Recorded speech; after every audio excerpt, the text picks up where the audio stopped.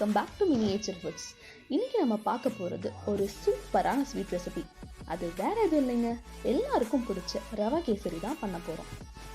கேசரி செய்கிறதுக்கு ஒரு பாத்திரத்தில் கொஞ்சமாக நெய் சேர்த்து அதில் முந்திரியை நல்லா பொன்னிற ஆகிற வரைக்கும் வறுக்கணும். முந்திரியோட நன்மைகள்: நம்ம டெய்லியும் முந்திரி சாப்பிட்றதால நம்ம இதயத்துக்கு தேவையான நல்ல கொலஸ்ட்ரால் கிடைக்குது.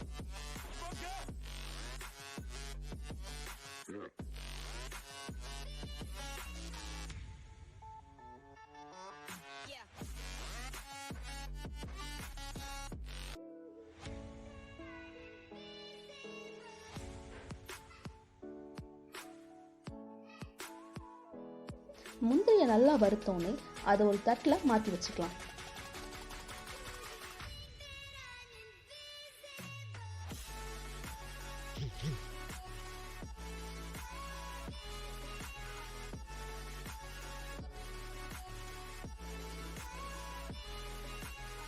இப்போ திருப்பி அதே நெய்ல கொஞ்சம் உலர்ந்த திராட்சையை போட்டு அதையும் நல்லா பபிள்ஸ் மாதிரி பெருசாகிற வரைக்கும் நல்லா வதக்கலாம்.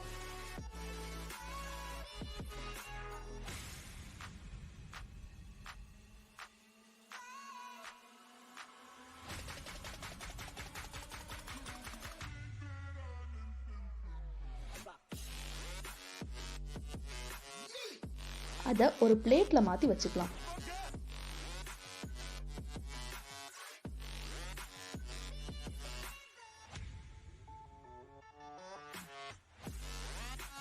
இப்போ அதே நெய்ல கேசரிக்கு தேவையான அளவு ரவையை போட்டு நல்லா கிளறி விடலாம்.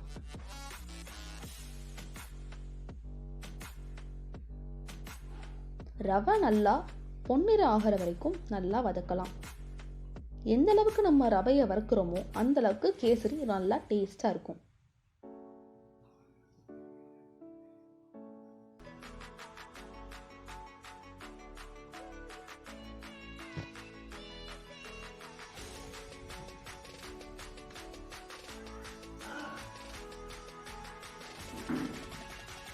இப்போ வறுத்து வச்ச ரவைய ஒரு பாத்திரத்துல மாத்திக்கலாம். அடுத்து இன்னொரு பாத்திரத்துல ரவைய வேக வைக்கிறதுக்கு தேவையான அளவு தண்ணி ஊற்றலாம்.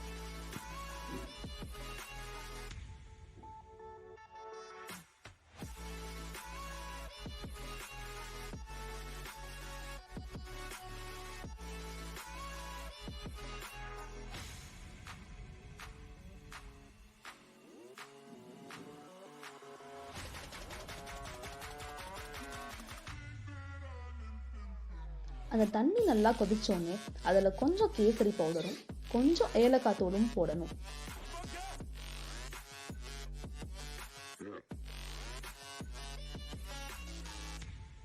இப்போ வறுத்து வச்ச ரவைய அதில் கொஞ்சம் கொஞ்சமா சேர்த்துக்கலாம்.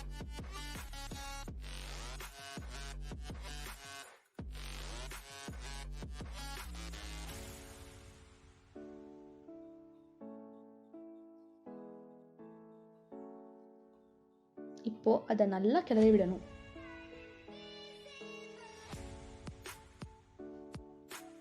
ரவை நல்லா வேகிற வரைக்கும் அந்த ரவை நல்லா தண்ணியில வேகட்டும்.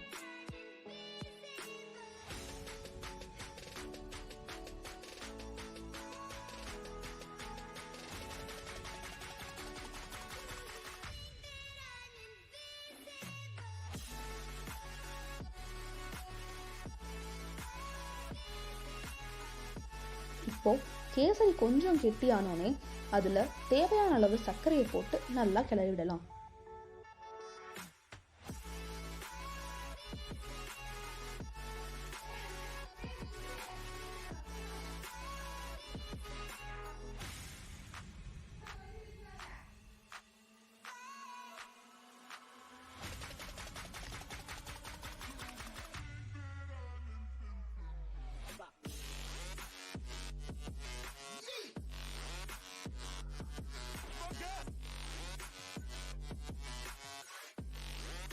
இப்போ அதுக்கு மேலே கொஞ்சம் நெய் சேர்த்துக்கலாம். நெய்யோட நன்மைகள்: நெய்யில் நிறைய விட்டமின்ஸ் இருக்கிறதால டெய்லியும் நம்ம சாப்பிட்ற சாப்பாட்டில் கொஞ்சம் நெய் சேர்த்து சாப்பிட்டா நம்ம உடம்புக்கு ரொம்ப நல்லது.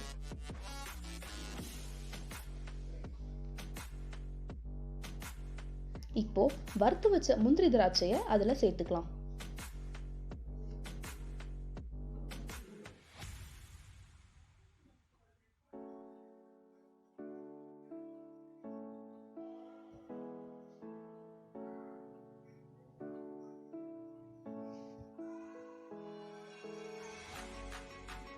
அவ்வளோதாங்க, சுட சுட சூப்பரான கேசரி ரெடி.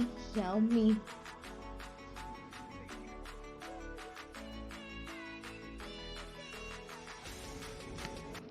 இதே மாதிரி இன்னும் சூப்பரான ரெசிபீஸ் பார்க்குற வரைக்கும் until the next bye from Team Miniature Foods. Bye.